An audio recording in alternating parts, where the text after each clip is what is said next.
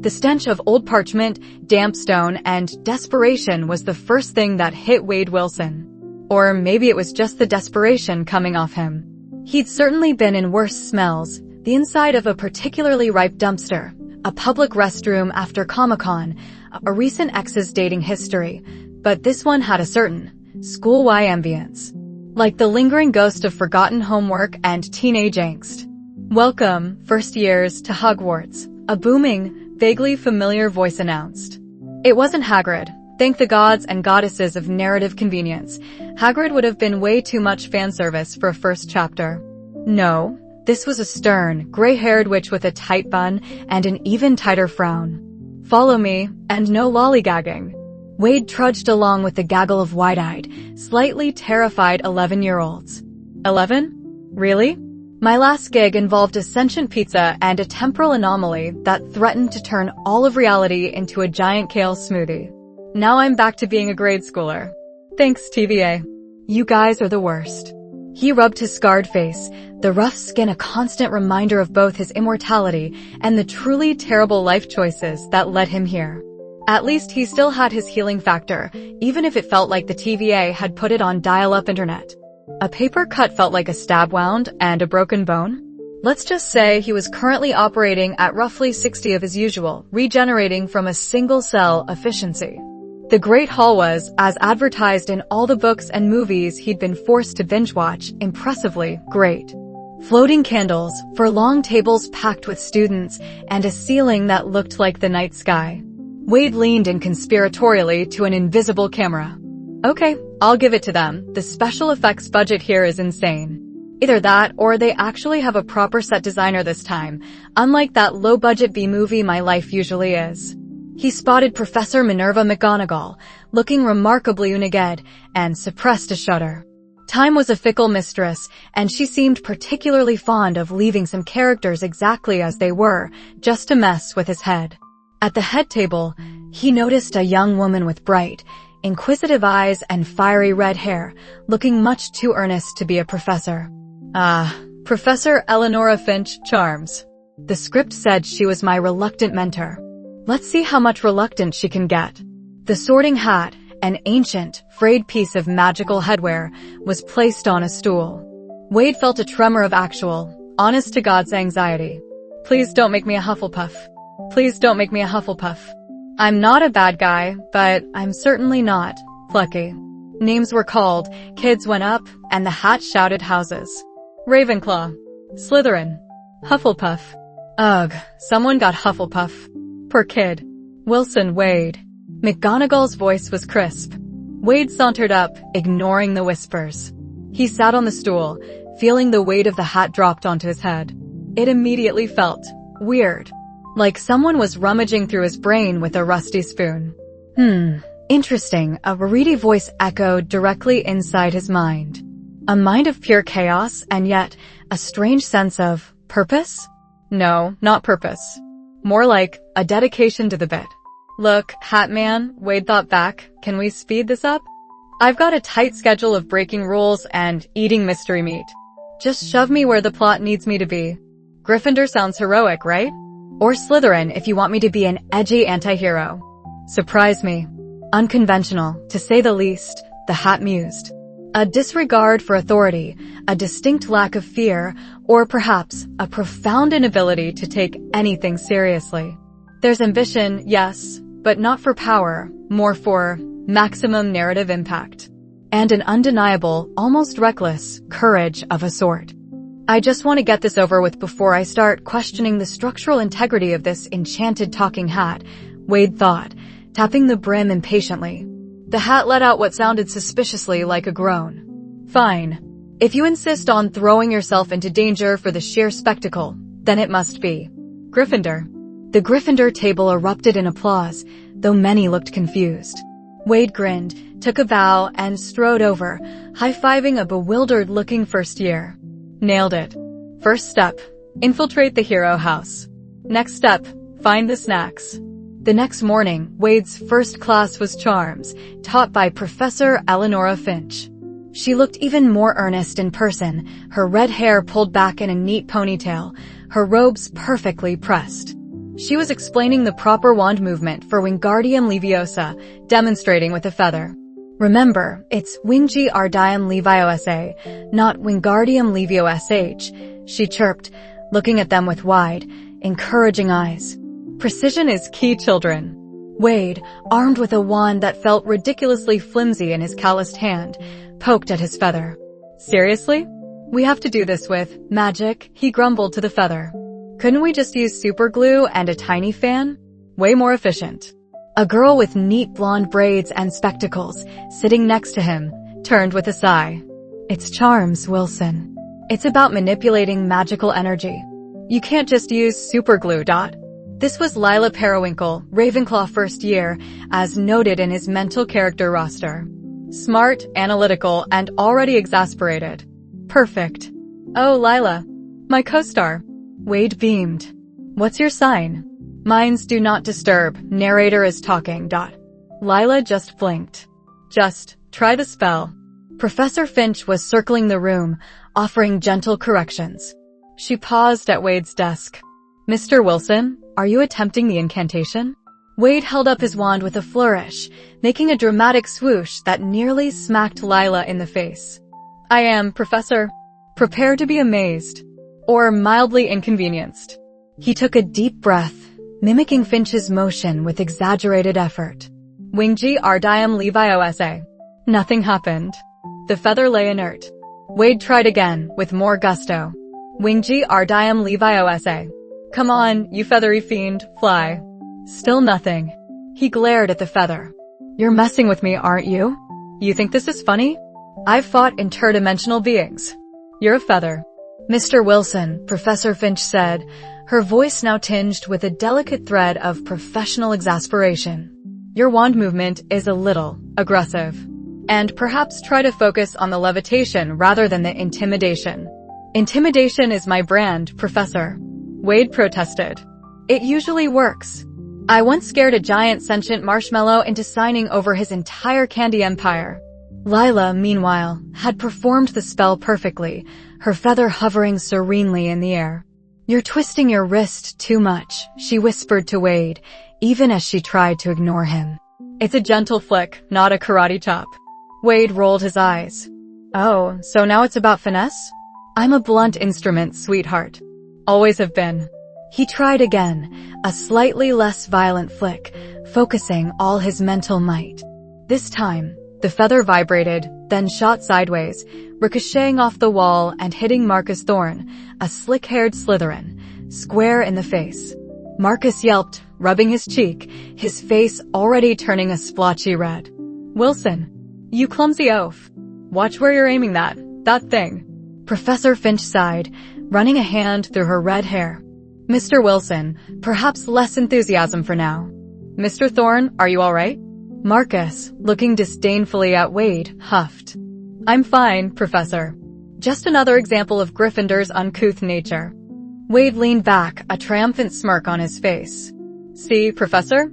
I am capable of making things fly. Just not the things you want to fly. It's a subtle difference, I know. Later that afternoon, potions class was even worse. The dungeon classroom was cold, damp, and smelled like old socks and bad decisions. Wade, bless his little non-magical heart, was convinced that the cauldrons were just glorified slow cookers. Professor Slughorn's replacement, a gaunt, humorless man named Professor Mordecai Grubb, droned on about the delicate balance of ingredients in a simple potion to cure boils. Wade, naturally, was not listening. He was too busy drawing stick figures of himself fighting various mythical creatures in his textbook. Wilson. Professor Grubb's voice was as dry as old parchment. Are you paying attention, or are you designing the next line of poorly rendered action figures? Wade looked up, startled. Just concept art, Professor. For my graphic novel series, Deadpool's Guide to Surviving Magical Boarding School. Pre-orders open next week, by the way. 5 points from Gryffindor for insubordination, Grubb snapped. Now, back to your potion. If you add too much powdered asphodel, you'll have a rather explosive reaction on your hands. Explosive? Ooh, now you're talking my language. Wade excitedly dumped a generous amount of asphodel into his cauldron. He was pretty sure he'd seen that ingredient in a video game once. It was usually good for area of effect damage. Steam immediately began to billow out, thick and green, accompanied by a high-pitched whistling. The potion, instead of turning a soothing blue, was now bubbling with an aggressive magenta. Marcus Thorne, sitting at the next table, recoiled with a sneer. "Wilson, you imbecile. You'll blow us all up. Relax, Preppy." Wade grinned, stirring with gusto. A little collateral damage builds character. Besides, who doesn't love a good bang? The cauldron, however, had other plans. It didn't explode. Instead, with a final, aggrieved gurgle, it began to melt. Slowly at first, then rapidly, the heavy bronze dissolving into a viscous, smoking puddle on the stone floor. The potion, now freed, spread across the flagstones, sizzling and steaming. Several students shrieked. Professor Grubb rushed forward, his face pale. "Wilson, what in Merlin's beard have you done? That's a Class 3 corrosive. You've melted the cauldron." Wade stared at the smoking puddle, then at his melting, stirring spoon. "Huh. Well, that's new. Usually, I just get a nasty rash. Or maybe I turn into a giant platypus for a bit." He shrugged. "Lesson learned. Don't give me unsupervised access to unknown chemicals and magic. It never ends well. Just ask the TVA." Grubb was already pointing his wand, frantically murmuring counterspells to contain the spreading corrosive. 5 more points from Gryffindor. And detention, Wilson. For the rest of the month. Marcus Thorne smirked, crossing his arms. "Serves you right, Wilson. Maybe now you'll learn some respect for the rules." Wade ignored Marcus. He was too busy contemplating the puddle. It wasn't just the cauldron that had melted. There was a faint, almost imperceptible shimmer in the air above the corrosive residue. A ripple like heat haze, but somehow wrong. It flickered, almost like a glitch in a poorly rendered video game.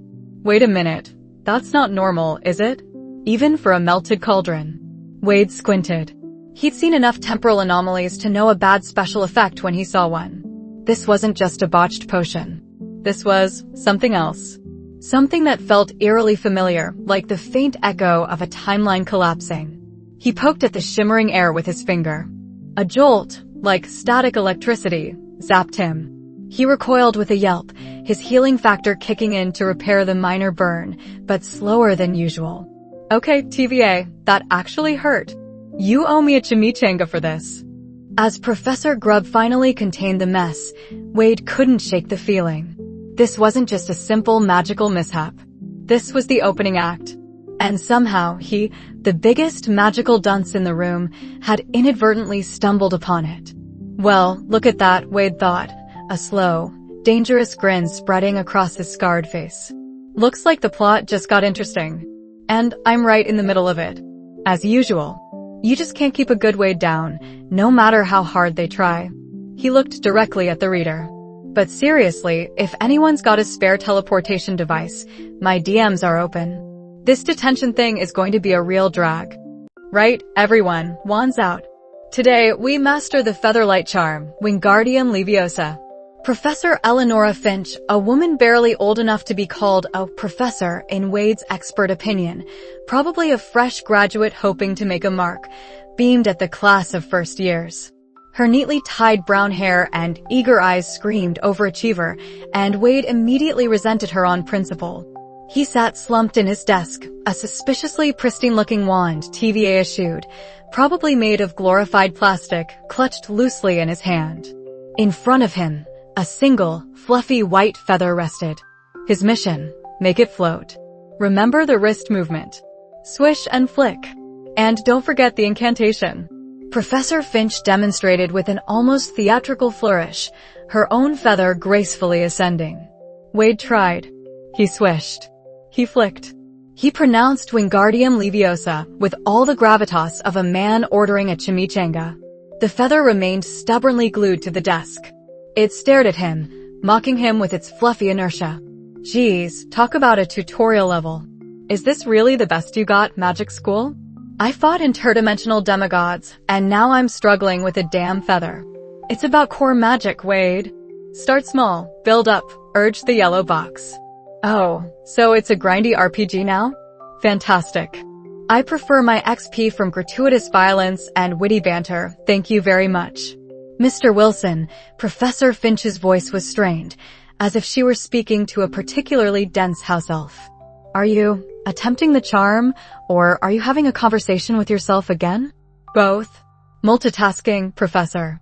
It's a key skill in this narrative. Also, the feather is being a jerk. It's clearly a paid actor from the Stupid Feather Guild. Wade gestured dramatically at the inert plume. A few students snickered. Marcus Thorne, the ambitious Slytherin whose face was already set in a permanent sneer whenever Wade was in the vicinity, rolled his eyes so hard Wade could practically hear them click. It's not the feather, Wilson, it's your incompetence. Perhaps you should try thinking less about whatever nonsense occupies your head and more about the spell. Oh, Marcus, you predictable little snake. Always playing the villain's sidekick. Are you even getting paid for this? Because I get paid, eventually, usually in chimichangas. Wade ignored him and watched the other students. Lila Periwinkle, a Ravenclaw with glasses perched precisely on her nose and an intense focus in her eyes, had already managed a shaky levitation. The feather bobbed uneasily a few inches above her desk. She was muttering to herself, analyzing the airflow, the wand's angle, the precise inflection of her pronunciation. See? That's the dedicated type. She'll be head girl, marry a famous potions master, and live a life of quiet magical competence. Me? I'll probably accidentally summon a portal to a dimension made entirely of sentient sporks. Wade sighed dramatically. Okay, fine. I get it. This is the part where the protagonist struggles with the basics, only to accidentally stumble upon a breakthrough. It's called foreshadowing for you normies. He swished his wand with exaggerated effort, then flicked it with a flourish that looked more like he was swatting a fly. Wingardium Leviosa. He didn't put any real oomph into it. Just went through the motions, fully expecting failure. But as his wand came down, the feather twitched. Not a float, not even a hover, but a definite, undeniable twitch. Professor Finch blinked. Oh. Well, Mr. Wilson, that's progress. Minimal, but progress. She sounded genuinely surprised, as if she'd expected him to accidentally turn the feather into a particularly pungent cheese. Lila Periwinkle, however, leaned forward, her analytical gaze fixed on Wade. She had seen him talking to himself, seen the lack of focus, and then witnessed the unexpected micromovement. It didn't fit any logical pattern of magical learning. Someone's paying attention to the man behind the fourth wall. See, Lila? This is how you spot the main character. We always get the weird, unearned wins. The rest of the class period was a blur of failed attempts and Wade's increasingly unhinged internal monologue about magic being glitchy code. He even tried to summon a debugger menu with his wand at one point, which earned him a stern warning from Finch and a snort of derision from Marcus. Potions class was worse. Much, much worse. Today, students, we brew the simplest of concoctions, drawled Professor Viridian Slytherin, the current potions master, a man whose sneer could curdle milk. The curing concoction. Follow the instructions precisely. A single misstep, and you may find your potion less than curative. Wade's potion quickly turned a murky swamp green, then began bubbling ominously, emitting a faint smell of burnt socks and despair. The instructions for a curing concoction usually resulted in a clear, shimmering blue liquid. Wilson, are you attempting to create a new strain of flesh-eating fungus? Professor Slytherin's voice was a low hiss, reminiscent of a snake with a throat infection. Nah, Professor, just trying to make something that tastes good. Maybe add a little hot sauce? Or some pineapple. Heard that always makes things better. Wade dipped a spoon into his bubbling horror. Smells like my ex-girlfriend's cooking. Nostalgic. The surrounding students recoiled. Marcus Thorne, whose potion was a perfect, shimmering blue, looked ready to spontaneously combust from righteous indignation. He's a menace, Professor. He's going to poison us all. Slytherin merely glared, but the message was clear. Wade was a failure. A loud, obnoxious, and potentially toxic failure. He wasn't even given detention. Slytherin seemed to prefer suffering in silence, or perhaps he just wanted Wade out of his sight as quickly as possible. Later that week, Wade found himself in the bustling Hogwarts library, ostensibly researching the history of magic, which he suspected was just a cover-up for past narrative inconsistencies. He was mostly just drawing stick figures fighting dragons in the margins of a dusty tome. Wilson. He looked up to see Lila Periwinkle standing over him, her expression a mix of curiosity and analytical intensity. She held a stack of books that threatened to topple. Lila, my favorite analytical Ravenclaw. What can I do for ya? Need a witty remark for your next thesis on the socio-economic impact of sentient garden gnomes? Lila ignored the banter. During Charms, you said things about narrative progression and foreshadowing. And then your feather twitched, despite your apparent lack of concentration. Oh, she's onto me. My cover as random incompetent mercenary thrown into magic school is blown. She's a Ravenclaw, Wade. She seeks knowledge. Your unique perspective is a treasure trove to her. Or a giant flashing neon sign that says, temporal anomaly. Do not approach unless you want your brain broken. It's simple, Lila, Wade said, leaning back conspiratorially. This whole place? It's a story. A very elaborate, very British story. And I'm just privy to the script sometimes. Like reading the footnotes or the director's cut commentary. Lila's brow furrowed. The script? You mean, you knew the feather would twitch because it was part of some preordained sequence of events. Exactly. It's chapter 2, kiddo. The part where the annoying protagonist initially fails, then has a minor, accidental success that hints at his untapped potential, attracting the attention of the smart, serious female lead who will inevitably become his reluctant ally and exposition dump. He winked. You're doing great, by the way. Very convincing reluctant ally. Lila stared at him, genuinely perplexed. Most people would assume he was mad. But something about his conviction, his oddly specific predictions, nagged at her analytical mind. Are you implying that our lives are fictional? Fictional, simulated, a particularly bad fanfiction. Potato, Wade shrugged. Doesn't make the pain any less real, though. Ask my healing factor. He patted his stomach, where a recent mishap with a disappearing desk, he'd accidentally turned it into a pile of confetti, had left a faint bruise that was taking an annoyingly long time to heal. Lila didn't understand, not fully, but a seed of thought had been planted. There was a logic, however twisted, to Wade's madness. She spent the next few days subtly observing him. In History of Magic, when Professor Binns droned on about goblin rebellions, Wade would occasionally mutter things like, wait for it, he's about to mention the third one, the one with the particularly uncreative tactics, and sure enough, Binns would. In Transfiguration, Wade still struggled, but once, when a classmate's teacup refused to turn into a mouse, Wade loudly declared, wrong wand angle, Hermione. The book says it's about the intent to create a specific type of rodent, not just any rodent. And the classmate, annoyed but intrigued, adjusted their intent and succeeded. Professor Finch, during her charms lessons, also found herself increasingly vexed and intrigued by Wilson. He was loud, disruptive, and his magical aptitude was inversely proportional to his confidence. Yet, there were those moments. Like the day she was demonstrating a simple mending charm and had just begun to explain the precise incantation when Wade, without raising his hand, blurted out, and the repeating of the incantation is key for stability, right, Professor? Almost like a mantra to reinforce the magic. She paused, looking at him. That was precisely what she was about to say, in more elegant terms. Indeed, Mr. Wilson. An astute observation. But next time, please wait to be called upon. She tried to dismiss it as a lucky guess. Then another. And another. He'd comment on the narrative foreshadowing of a particularly tricky spell appearing early in the curriculum, or predict which student would accidentally turn their hair green. His luck was statistically improbable. See, Professor? Even you're falling for my charming meta-shenanigans. It's like watching a movie with the director's commentary on, except I am the commentary. Finch found herself lingering after class sometimes, watching him. He'd be trying to levitate his feather, muttering to himself, still failing more often than succeeding. Yet, she saw a strange, almost intuitive understanding in his eyes sometimes, even if it was buried under layers of sarcasm and fourth wall breaks. He wasn't stupid. He was just operating on a different wavelength. An entirely chaotic, dimension-hopping wavelength.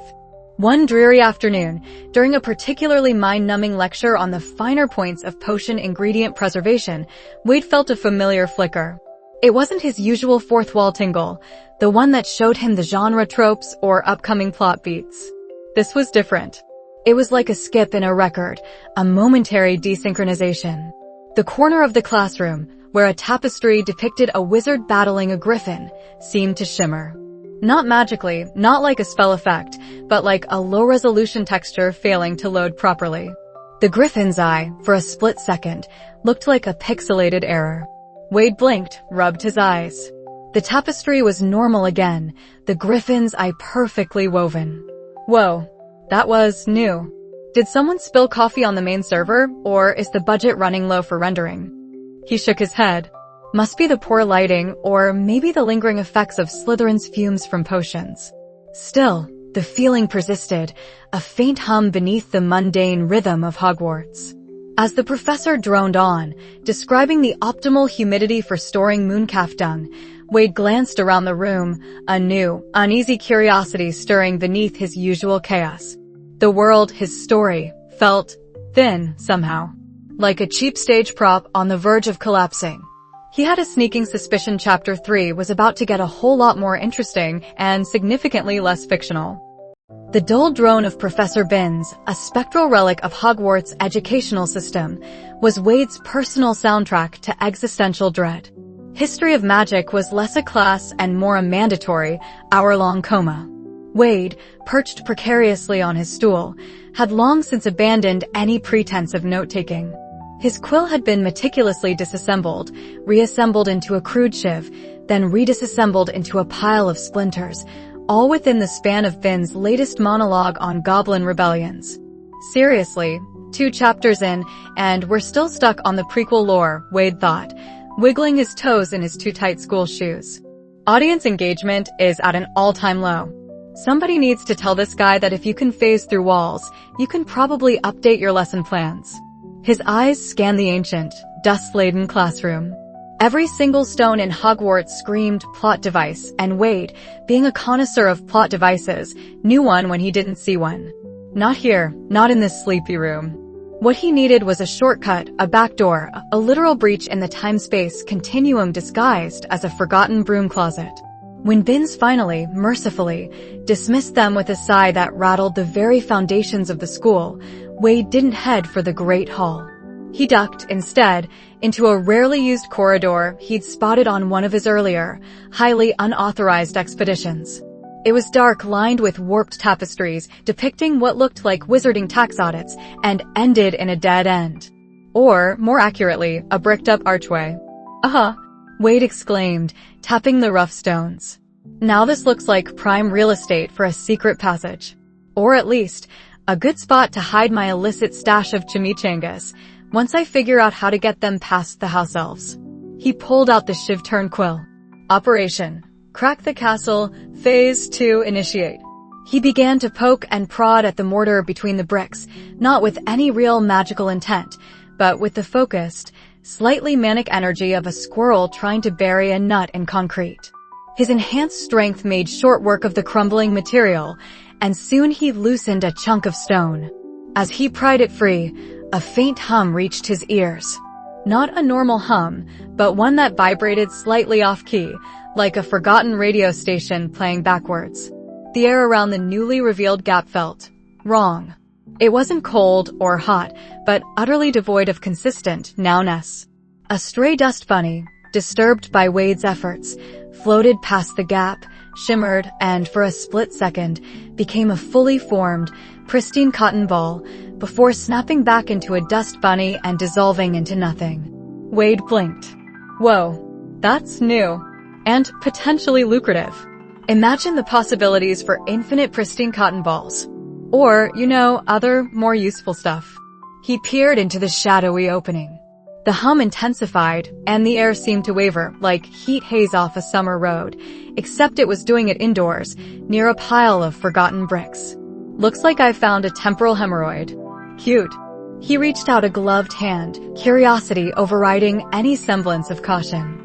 As his fingers approached the opening, the hum peaked, and a sensation like static electricity, but colder, deeper, coursed through him. His healing factor, normally a blazing furnace of regeneration, felt sluggish. Like it was arguing with itself about which timeline to heal from. Suddenly, a voice, sharp and laced with disdain, cut through the odd stillness. "Wilson, what in Merlin's beard are you doing? That corridor is strictly out of bounds. And what's that infernal racket?" Wade groaned, pulling his hand back with a pop that felt eerily like a minor temporal dislocation. "Oh, come on. Just when I was about to discover the secret to infinite pudding, too. Speak of the devil, and he shall appear to ruin everything with his pristine robes and perfectly coiffed hair." Standing a few yards down the corridor, hands on his hips, was Marcus Thorne. The Slytherin's emerald tie was perfectly knotted, his hair slicked back without a single strand out of place, and his sneer was at maximum disdain. He looked like he'd just stepped out of a marketing campaign for how to be a properly annoying aristocrat. "I knew it," Marcus declared, striding forward with a self-satisfied smirk. "I just knew you'd be up to no good. You reek of rule-breaking. What is this, some muggle attempt to desecrate the castle? You'll be expelled for this, Wilson. I'll make sure of it." "Oh, lighten up, Slytherin Barbie," Wade retorted, gesturing vaguely at the anomaly. "I'm conducting cutting-edge temporal research. I think I found a chronal sneeze, or maybe a time hiccup. Whatever it is, it just turned a dust bunny into a sentient cotton ball, briefly." Marcus scoffed, peering at the broken archway. "A dust bunny? You're mad. You're just making a mess. This is school property. You're tampering with the very foundations of Hogwarts." He pulled out his wand, a sleek dark wood that looked like it was designed to deliver maximum judgment. "Reparo," he declared, pointing the wand at the broken brickwork. Wade's eyes widened. "No, wait. I don't think you want to do that." Marcus ignored him, the smug look fixed on his face. A beam of pale blue light shot from his wand, hitting the disturbed area around the nascent anomaly. For a split second, the mortar seemed to knit itself back together, the bricks reforming. Then, the hum intensified into a high-pitched whine. The light twisted, turned purple, then green, and shot back, hitting Marcus squarely in the chest. Marcus gasped, stumbling backward. His perfectly slicked hair stood on end, his robes shimmered, briefly turning into a toga, then a medieval tunic, before snapping back to his standard Slytherin uniform. He looked utterly bewildered, his haughty expression replaced by open-mouthed shock. "See?" Wade said, clapping his hands together. "Temporal feedback loop. It's like hitting a magical black hole with a sledgehammer. Rookie mistake, my dude. You did that." Marcus sputtered, shaking his wand at Wade, who merely shrugged. "You sabotaged my spell. I'll have you in detention for the rest of the year." "Sabotaged your spell?" Wade cackled. "Buddy, your spell just tried to fix time itself. That's like trying to cure a headache with a nuclear warhead. Only less effective." Marcus, incensed, lunged forward. "I'll show you." Flipendo. A weak knockback jinx shot from his wand. Wade, always ready for a brawl, even a magical, non-lethal one, sidestepped easily. The jinx missed him, arcing wildly, and struck a suit of armor standing innocently against the wall. Instead of merely knocking it back, the suit of armor began to violently shudder. Its various plates clanged together, then warped, aging rapidly into rust and dust, before suddenly reversing, gleaming silver and pristine, then settling into a state somewhere between old and new, flickering occasionally. The temporal hum was now a loud, almost painful thrumming, vibrating through the stone floor. The bricked-up archway widened slightly, revealing a shimmering, unstable void where shadows writhed. Objects along the corridor, a forgotten Quidditch trophy, a stack of old parchments, even a small, potted plant, began to warp. The trophy's polish flickered. The parchments briefly became blank, then covered in an ancient script, then crumbled to dust before reforming. The plant blossomed, withered, and then shot out new leaves in a blink. "Okay, that's less cute, more oh crap," Wade muttered, adjusting his imaginary fourth-wall glasses. Looks like we've gone from a temporal hemorrhoid to a full-blown coronal aneurysm. Good job, Marcus, you broke time. I did no such thing.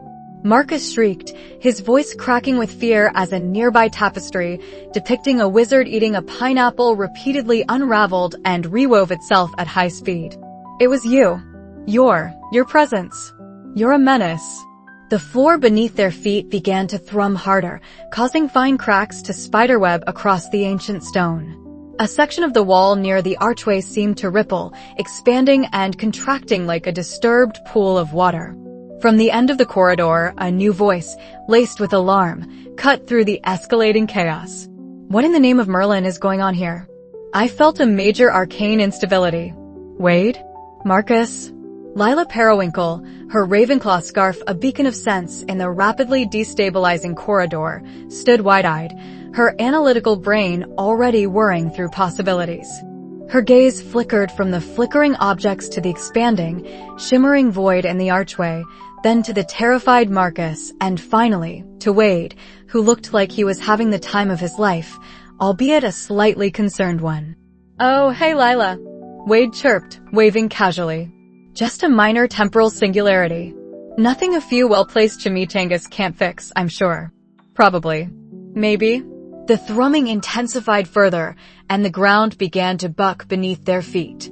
The archway now pulsed with an eerie, purple-green light, and the shimmering void within started to pull at the air, causing small objects like dust motes and loose threads to stretch and vanish into its depths. The suit of armor, still caught in its temporal loop, suddenly reversed completely, becoming a pile of glittering iron filings before springing back into a whole, albeit slightly dented, suit. That's not a minor anything, Wade. Lila exclaimed, her usual calm shattered by the sight. That's a full-blown temporal distortion. It's destabilizing the very fabric of the castle's wards. We need to get out of here before it. Before she could finish, a loud crack echoed through the corridor. A large section of the ceiling directly above them fissured, sending down a shower of dust and small stones. The light from the archway flared, blinding them for a moment. When their vision cleared, the shimmering void had widened considerably, its pulling force growing stronger, threatening to consume not just objects, but the very air around them. And directly in its path, a large, ancient support beam began to slowly, inexorably, age and crumble into fine powder, threatening to bring down the entire corridor. They were trapped. The astronomy tower, usually a beacon of quiet cosmic study, had become a maelstrom of temporal nonsense. What started as a localized shimmer Wade had poked with a stick, and Marcus had attempted to accio away, had blossomed into a full-blown reality bleed. The air itself thrummed, smelling faintly of ozone and burnt sugar. Spells cast by Professor Finch and other arriving faculty, meant to contain or dispel, merely sputtered, warped into harmless confetti, or, more disturbingly, reversed on themselves, turning an incendio into a sudden chill that coated the walls in frost. All right, show of hands, Wade yelled over the cacophony, dodging a desk that momentarily turned into a flock of startled pigeons before reforming midair, who had cosmic horror meets school play on their Hogwarts bingo card. Anyone? Just me? No surprise, given I'm the only one with actual bingo experience. And by experience, I mean I once replaced all the numbers with pictures of my butt. Good times.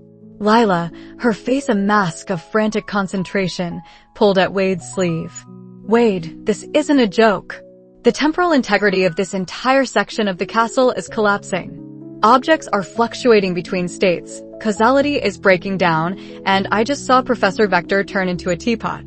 Indeed, a stern-faced arithmancy professor was currently steaming gently on the floor, emitting a high-pitched whistle. Professor Finch, her wand gripped tight, sweat beading on her brow, was trying to erect a stasis barrier around the core of the anomaly, a shimmering, transparent vortex that seemed to be actively inhaling portions of the room. Stay back, students. This is beyond your capabilities. Merlin's beard, it's accelerating. Marcus Thorne, pale with terror but clinging to his Slytherin bravado, stood with a handful of other first years, pointing a trembling finger at Wade. This is your fault, Wilson. You and your muggle meddling. You probably unleashed some ancient curse. Wade just rolled his eyes, a flicker of something uncharacteristically serious passing over his features. Buddy, if I'd unleashed an ancient curse, it'd have a much better theme song. And probably more squids. This feels different. Less curse, more someone spilled a paradox on the carpet. He squinted at the swirling vortex. It pulsed with an almost hungry rhythm, devouring chunks of masonry, snatches of sound, and even, alarmingly, a few passing thoughts. Wade could feel it, a dissonant hum that resonated with his own fractured timeline. His fourth wall awareness, usually a source of annoying commentary, was now giving him a different kind of data.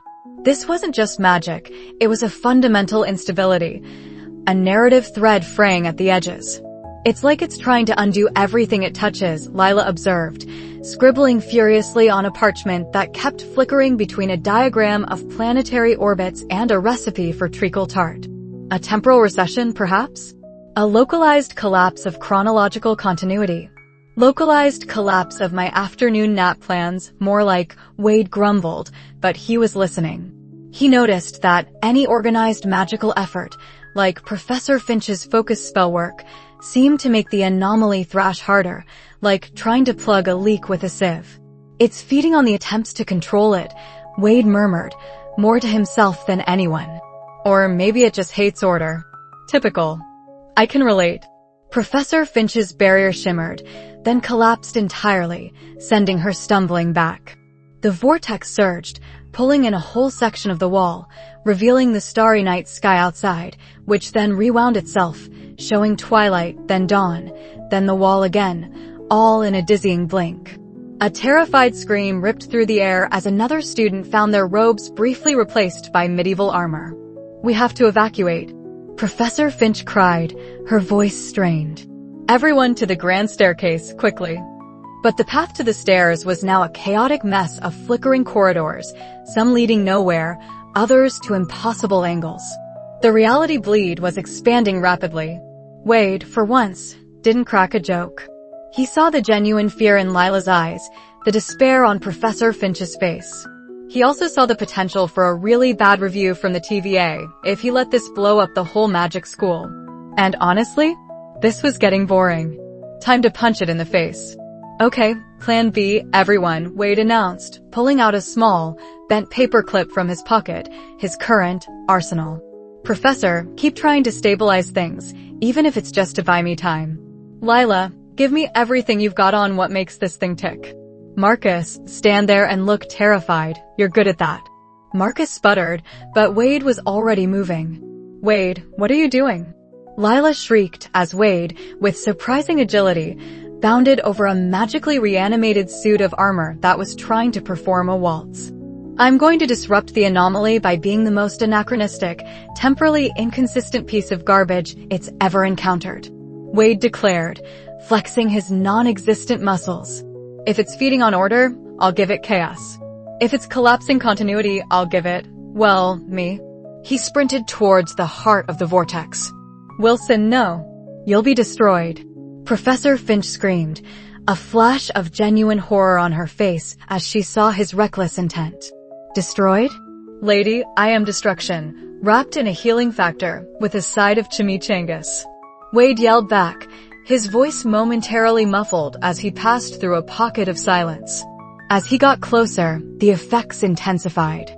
His own body started to flicker, parts of him briefly dissolving into pixelated static before reforming. His memories started playing on fast forward, a flash of his previous life, a glimpse of a unicorn, a memory of a particularly bad taco. He grit his teeth. This was worse than a bad acid trip. Lila, what's the core principle? He grunted, bracing himself. It appears to be a self-sustaining feedback loop of temporal echoes. The more it interacts with established timelines, the stronger it becomes. Lila yelled, her voice strained. It's absorbing chronological data and spitting it out in fragmented form. So it's eating the past, present, and future and turning it into whatever this is? Wade muttered. Got it. So, what if it eats something that doesn't have a stable past, present, or future? Something that's already a walking paradox. Wade took a deep breath, and with a primal yell that sounded suspiciously like a Wilhelm scream, he leapt headlong into the shimmering core of the anomaly. The immediate effect was catastrophic. For a moment, Wade ceased to exist. Then he reappeared, but not quite. His left arm was a blur, phasing through various stages of decomposition and regeneration. His right leg was cartoonishly long, then stubby. His torso was rippling, like a stone dropped in a pond, sending shockwaves of pure wrongness through the vortex. The anomaly, instead of absorbing him, seemed to recoil. It pulsed erratically, no longer devouring, but expelling. Objects that had been sucked in were violently ejected. An ancient book, a misplaced quill, Professor Vector, still a teapot but now steaming with a frantic urgency. Wade was a focal point of pure, unadulterated temporal discord. His healing factor was working overtime, not just repairing damage, but actively resisting the very fabric of reality that the anomaly was trying to unravel. He was a living paradox, and the anomaly seemed to be choking on him. He was shredded and reformed a dozen times a second, a grotesque dance of flesh and bone. He felt every tear, every snap, every agonizing stitch as his body tried to keep up. It was pure, unadulterated pain, far worse than 1,000 paper cuts. But through it all, his consciousness, his annoying, indestructible consciousness, remained. Huh, you thought you could mess with me? Wade gargled, his voice coming out as a chorus of a dozen different voices speaking at once. I'm the guy the TVA exiled for this stuff. This is my bread and butter. Or rather, my blood and guts. Guts. He started flailing, not just physically, but conceptually. He thought about every timeline he'd broken, every causality he'd shattered. He willed his own temporal inconsistency into the anomaly, pouring his entire existence as a fourth wall-breaking, time-hopping mercenary into its maw. The anomaly whined. A high-pitched, almost painful sound. It started to shrink, not collapsing, but compressing, trying desperately to eject the foreign object that was actively poisoning its very nature. Professor Finch, watching in horrified fascination, finally understood. Traditional magic tried to impose order, and the anomaly fed on that. Wade was the antithesis of order. He was a bug in the system, a glitch in the fabric of reality. He was breaking the anomaly by simply being. He's disrupting its core frequency. Lila gasped, her eyes wide with a mixture of terror and dawning scientific wonder. His own temporal signature is overriding its ability to sustain itself. Wade let out another primal scream, a mixture of agony and triumph. His body was a kaleidoscope of changing forms, but the vortex was visibly shrinking, consolidating into a rapidly diminishing point of light. He felt a final, intense tug, a sensation of being stretched thin across time itself, and then nothing. The anomaly vanished with a soft pop, like a bubble bursting. Wade Wilson collapsed onto the stone floor with a sickening thud. He was back to his usual disfigured self, though his uniform was in tatters, and he looked like he'd been run over by a fleet of hippogriffs. He lay there, twitching, a small wisp of smoke curling from his ear. Professor Finch rushed forward, wand at the ready, but hesitated. Wade was a mess, but he was whole. The astronomy tower was still scarred, but stable. No more flickering objects, no more teapot professors. Even the air felt lighter, cleaner. Is he alright? Lila whispered, rushing to his side, her usual analytical calm momentarily shattered. Wade groaned, pushing himself up onto his elbows. Define alright. I feel like I just got a colonoscopy from a time-traveling badger. But hey, no more reality holes. You're welcome, narrative consistency. He coughed, a cloud of iridescent dust puffing from his mouth. Definitely gonna need a new uniform. And maybe some brain bleach. So many memories of that one time I wore Crocs. Professor Finch stared down at him, her expression unreadable. Her neatly tied hair was now escaping its confines, her robes smudged. She had been powerless, utterly defeated by the anomaly. And this menace of a first year, this rule-breaking, fourth-wall-shattering, chaos magnet, had done what all her training and experience could not. He had saved her students, saved her tower. Marcus Thorne, who had been hiding behind a gargoyle, emerged, looking bewildered. He stopped it? Yes, Thorn, Professor Finch said, her voice flat. He stopped it. She looked at Wade again, a flicker of something in her eyes. Not quite respect, not exactly admiration, but a grudging, undeniable recognition of his unique effectiveness. Wilson, that was completely insane. And utterly reckless. Wade offered a weak, blood-stained grin. I do what I do, teach. Someone's gotta be the hero who literally takes a time paradox to the face. It's a niche market. Professor Finch sighed, running a hand through her hair. Indeed it is. And I have a feeling you're going to be very busy. She paused, looking at the now stable, though damaged, astronomy tower, then back at the disheveled mercenary. But how did you even know to do that? Wade shrugged, wincing as his shoulder popped. Let's just say I have a peculiar understanding of how these things work. And a high tolerance for getting turned into spaghetti. Lila, ever the pragmatist, looked at the remnants of the anomaly, now just a faint scorch mark on the floor. Professor, this temporal instability, it felt manufactured. Like it was trying to open a gateway or summon something specific. Professor Finch's eyes narrowed. You think this wasn't an accident? Before anyone could answer, a soft, ethereal chime echoed through the astronomy tower. It wasn't a Hogwarts bell.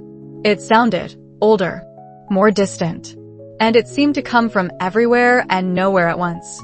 Wade's eyes, suddenly devoid of their usual humor, darted around the room. He knew that sound. It was the whisper of something far more ancient, far more powerful than Hogwarts magic. Wade muttered, pushing himself fully upright, his healing factor already humming. Speaking of niche markets, I think my parole officer just called. The air around the abandoned classroom crackled with an unnatural energy, no longer just a faint hum, but a furious, hungry snarl. The chronal fissure, now fully revealed, pulsed like an angry, bruised heart in the center of the room, rippling the very fabric of reality. Ancient tapestries flickered, briefly showing scenes from centuries past, a young Dumbledore practicing spells, an irritated house elf scrubbing floors, a group of medieval students dueling with staffs. Books on the shelves shimmered, their titles swapping between dusty Latin and modern English. Bloody hell, Wade muttered, adjusting his imaginary microphone. Talk about a historical reenactment gone wild. You know, if we had a green screen, we could probably film the next Fantastic Beasts movie right here. Professor Finch, wand clutched tightly, ignored the fourth wall break, her gaze fixed on the anomaly. Sweat beaded on her brow, her face pale. It's growing faster. The school's anti-muggle wards are containing the worst of it, but it's actively devouring ambient magic. If it breaches the wards, she didn't need to finish. The implications were catastrophic. Lila, ever the pragmatist, had her nose buried in a dusty tome she'd conjured from the library, her fingers tracing a complex diagram. Ancient runic containment spells, this one, Kronos' Embrace, is designed for localized temporal instability. But it requires an enormous surge of focused magical intent to initiate and stabilize. She looked up, her usually calm eyes wide with worry. And a conduit. Someone to funnel the raw chronal energy away from the fissure just long enough for the spell to seal it. Wade snapped his fingers. Oh, I know this one. It's like when you're trying to patch a leaky hose, but the water pressure is too high. You need to temporarily pinch it off. And who's the best pincher-offer in all of time and space? This guy. He gestured to himself with a flourish. Walking paradox, baby. My very existence is a temporal anomaly. If anything can soak up bad chronal vibes without immediately turning into a pile of ash and regret, it's me. Professor Finch stared at him, then at Lila, then back at the pulsing fissure. The idea was insane. Utterly, irrevocably bonkers. But his healing factor, Lila murmured, seemingly reading Finch's thoughts. It's been suppressed, yes, but it's still active. If anyone could withstand direct chronal feedback, it might be him. Right? Think of me as a human-shaped, slightly less flammable sponge. Wade added, already taking a step towards the shimmer.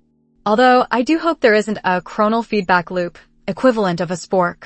Those things are nasty. Marcus Thorne, who had reluctantly followed them after Professor Finch had all but dragged him along, scoffed from the doorway. He'd been trying to find a teacher, any teacher, to report Wade's latest rule-breaking, only to stumble into this. This is madness. You're going to let this Muggle-born freak melt into a puddle of goo? He's clearly trying to make things worse. He's offering a solution, Marcus, Professor Finch said, her voice firm, tinged with a desperate resolve.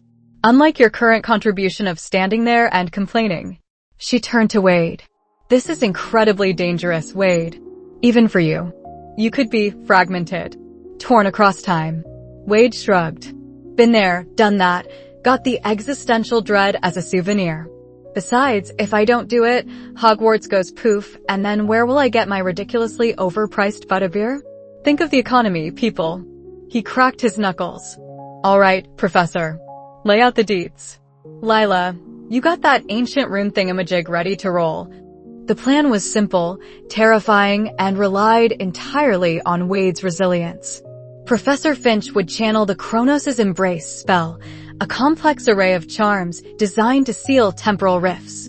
Lila would act as her anchor, focusing her own burgeoning magical energies to amplify the spell's potency and maintain its intricate structure. Wade's job was to stand directly in front of the fissure, letting its raw, chaotic energy wash over him, essentially becoming a temporary, living buffer.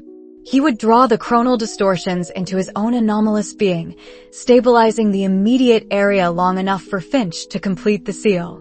On my count, Wade, Professor Finch said, her wand arm trembling slightly as she began to chant the ancient incantation.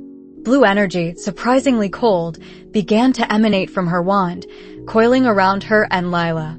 3, 2, 1, now. Wade took a deep breath, flexing his fingers. Wish me luck, kids. Or don't. Your call, really. With a maniacal grin, he stepped forward, directly into the shimmering distortion. The world screamed. Not a sound, but a sensory assault. Images flashed through his mind, memories that weren't his, futures that wouldn't be, impossible pasts. He saw himself as a Roman centurion, then as a space pirate, then briefly, horrifyingly, as a sentient broccoli floret. Time became a rubber band snapping violently, pulling him in a million directions at once. His healing factor screamed into overdrive, reconstructing parts of him that were simultaneously dissolving and reforming. It was the most excruciating pain he'd ever felt, worse than being flayed alive, worse than the cancer, worse than that one time he tried to eat a ghost pepper whole on a dare. This was the pain of unbeing. He wanted to scream, to lash out, to teleport away. But then he saw Lila, eyes squeezed shut, magic flowing from her towards Finch. He saw Professor Finch, face contorted in concentration, her every muscle straining to hold the spell. They were relying on him. And for some reason, that felt important. Not in a heroic, movie of the week way, but in a these guys are counting on me not to completely screw up this specific thing way. You think you can break me? Wade roared, a sound torn from his very essence. He pushed back against the chronal currents, focusing his own inherent temporal chaos, his own paradoxical existence, into a defiant surge. He felt like a dam holding back an ocean of reality-shredding madness. Professor Finch, seeing his struggle, pushed harder. The blue light intensified, becoming almost blinding. The spell was beginning to coalesce, a shimmering, opaque barrier forming around the fissure, slowly contracting. Lila sagged, almost collapsing, but held firm, feeding the spell's power. With a final, ear-splitting shriek that echoed through dimensions, the chronal fissure imploded. One moment, Wade was screaming, his body threatening to unravel. The next, silence. Absolute, profound silence. The ancient tapestries stopped flickering. The books settled. The air felt normal. Just a dusty, abandoned classroom again. Wade stood there, swaying, his suit a tattered wreck, steam rising from his regenerating skin. He felt weird, like he'd just been through a cosmic tumble dryer. His internal organs were slowly finding their proper places again. Did I do that? He rasped, looking around at the now calm room. Professor Finch stumbled forward, collapsing onto a nearby desk, breathing heavily. You did it, Wade. It's sealed. Her voice was hoarse with exhaustion, but laced with an unmistakable awe. She looked at him, really looked at him, and for the first time, her gaze wasn't just annoyance or grudging respect, but something akin to bewildered admiration. You absorbed all that raw chronal energy. It's extraordinary. Impossible. Lila, equally spent, managed a weak smile. I told you he was useful. Marcus Thorne, who had been frozen in terror throughout the ordeal, finally found his voice. But he's still here. How is he still here? He should be gone. Banished. Expelled. He sounded genuinely distraught that Wade hadn't been turned into a temporal dust bunny. Wade grinned, a painful stretch on his healing face. Marcy, you wound me. Right here. He clutched his chest dramatically. You really thought a little light chronal disintegration could get rid of this much fabulous? Please. You clearly haven't read my fan mail. Suddenly, the air in the classroom rippled. Not the chaotic, violent ripple of the fissure, but a calm, precise distortion. A shimmering, rectangular portal, reminiscent of a loading screen from a video game, materialized in the center of the room. Two figures stepped through, clad in sensible gray suits, carrying even more sensible gray briefcases. Their faces were impassive, devoid of emotion. Well, one of them said, a woman with a perfectly coiffed bun and an intimidatingly neutral expression. She had a tablet in her hand, which she glanced at without blinking. Looks like the subject managed to perform a localized chronal stabilization. Unexpected. And certainly not part of the rehabilitation protocol. Oh, great, Wade groaned, throwing his hands up. It's the fun police. And just when I was about to ask Professor Finch if she wanted to grab some after-mission tacos. Professor Finch and Lila stared, open-mouthed, at the newcomers. Marcus, however, seemed to recognize something inherently official about them. Who are you? He stammered. Time Variance Authority, the second agent, a tall, gaunt man, replied in a monotone voice. We handle temporal infractions. You children have just witnessed a highly classified operation. He flicked his wrist, and a glowing, orange energy field shimmered into existence, enveloping Finch, Lila, and Marcus. Don't worry. A brief memory modification, and you'll just remember a particularly loud boiler explosion. Hey, no, Wade protested. These guys just helped save your precious timeline. They deserve to remember the time Wade Wilson single-handedly prevented the temporal collapse of a magical school. The female agent raised an eyebrow. Agent Wilson, your mission was to not cause a major temporal paradox. You managed to contain a pre-existing one. We count that as a marginal success, given your usual track record. She tapped her tablet. However, your presence here is no longer beneficial to the rehabilitation program. In fact, you're beginning to adapt. And adaptation leads to agency. Agency leads to paradoxes. And we cannot have paradoxes. Wade rolled his eyes. Oh, now I'm too good for Hogwarts? I just learned how to make a feather float, for crying out loud. I was about to master the art of the perfect Scourgify. Your services are required elsewhere, the male agent interjected, his voice flat. Your next assignment, Agent Wilson, is to infiltrate a highly secure, time-sensitive magical artifact black market operating out of the Victorian era. Your cover, a renowned tea leaf reader. Wade blinked. A tea leaf reader? In Victorian England? Are you serious? Do I get a monocle? Because I feel like I need a monocle for that. And perhaps a tiny, dramatic teacup for exposition. Your attire will be provided. Your purpose is to identify and neutralize a rogue temporal artifact before it falls into the hands of a dangerous cult seeking to restore the dinosaur population, the female agent stated, completely deadpan. Failure is not an option. We are still monitoring your unique temporal signature.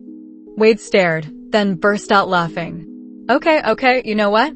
That's actually kinda brilliant. Rogue temporal artifact, dangerous cult, dinosaurs? And I get to be a fortune teller? Fine. You win this round, TVA. But if I don't get a fabulous Victorian-era handlebar mustache, I'm going to personally rewrite your entire HR manual. He winked at Professor Finch and Lila, who were now looking confused as the memory charm began to take hold. Don't worry, kids. You won't remember me, but you'll always remember the awesome feeling of kicking chronal butt. And maybe a slight craving for chimichangas. That's my legacy. With a final, exasperated sigh from Wade, the TVA agents grabbed him by the arms. The portal shimmered, and the trio stepped back through, vanishing as if they had never been there.